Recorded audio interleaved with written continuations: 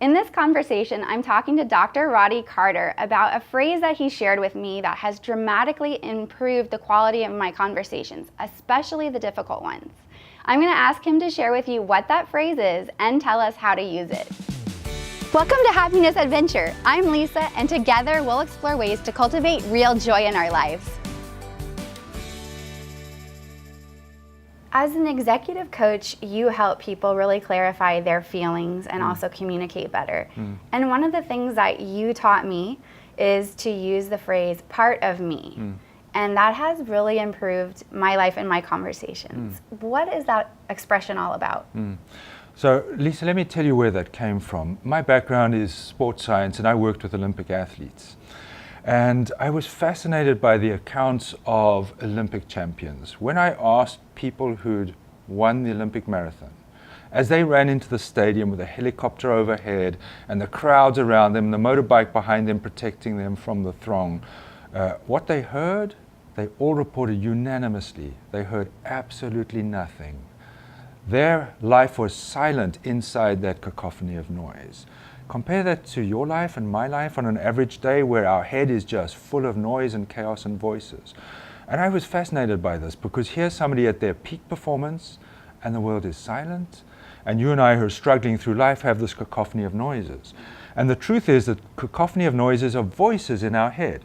Not crazy, out of this world voices, but just the voices that have originated in our brain deep in our childhood and through our life.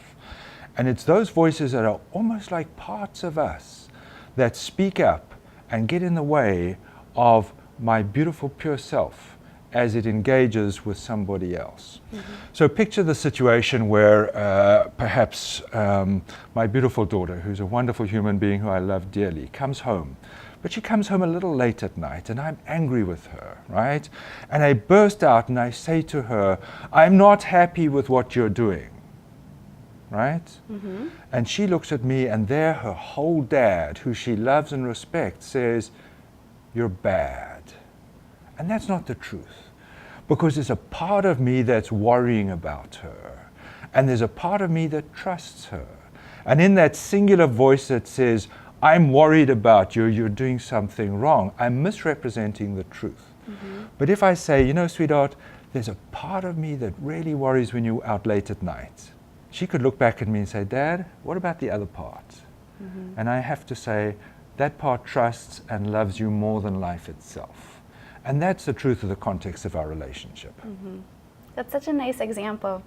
It seems like the power of this is that it lets multiple things be true at the same time. Yes.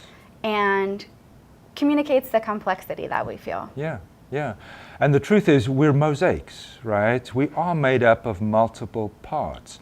And as part of our protective neurobiology, my work with individuals is understanding those voices. And those voices protected us at some point. They did a great job of helping us survive difficult situations. But the problem is they linger. And if you get to that noisy head of ours compared to the silence of a high performer, it's those noisy voices that are getting in our own way, stopping us from performing at our peak.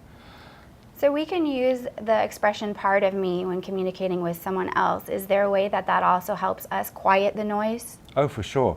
One of my great examples is if I'm clumsy, if I'm in the kitchen and I open the refrigerator and the eggs fall out all over the floor, what's the first thing I say?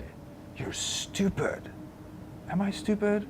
No, but there's a part of me that gets up and vocalizes out of frustration.